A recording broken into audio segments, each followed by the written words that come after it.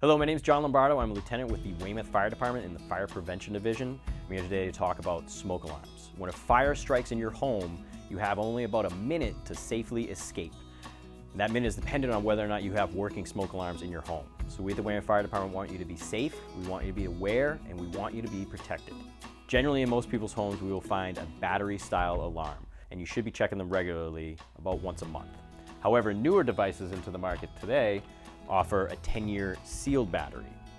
And although they might be a little bit more expensive, they generally run about $50 per device. Over the course of their lifetime, you only spend a penny a day for these devices, and you eliminate the need for consistently replacing the batteries.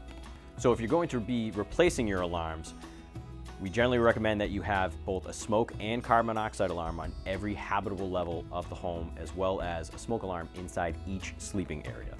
So when your alarm sounds, leave the building, get out, stay out, go to the designated family meeting place, and then call 911 from either outside or from a neighbor's home. You need to practice a home fire escape plan. Everyone needs to know where to go and what to do in the event of emergency, so you must practice this. So another safety tip and point of concern I get this time of year, because it's cold out, is space heaters. Between 2009 and 2018, there were 136 space heater fires. And although they're not frequent, they can be deadly.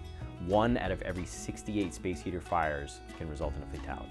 Generally speaking, space heaters are not unsafe if they're bought from a reputable brand and they are also what's called UL tested, meaning from underwriters' laboratories. You'll find a label affixed to the device itself that will say that it conforms to a UL standard. That's making sure that it has been tested and it's relatively safe according to the manufacturer. Now, the big issue with space heaters is in terms of giving them space. They need about 3 feet on all directions to make sure that no combustible materials collect up near the device. Also, if you're going to utilize a space heater, make sure that you're not using an extension cord or a power strip. It needs to be plugged in directly to the wall. The space heater needs to be left on a level surface, and it should never be left unattended, especially when there's children or pets involved. If you're having difficulty keeping warm this season, and if you're 65 years or older, and you find yourself using a space heater to stay warm, you can always reach out to Elder Services to try and get fuel assistance. Another common problem we see is people cooking and burning food on the stove. Cooking fires accounted for about 45% of all fires reported in 1- and 2-family dwellings and 86% of fires in apartment buildings, dormitories, and rooming houses. A lot of these fires are due to unoccupied cooking or unattended to cooking. A lot of the injuries are resulting from people trying to fight those fires. So we at the Weymouth Fire Department want you to leave firefighting to trained professionals.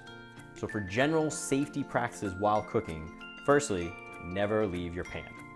Secondly, if you do have a cooking fire, simply put a lid on it.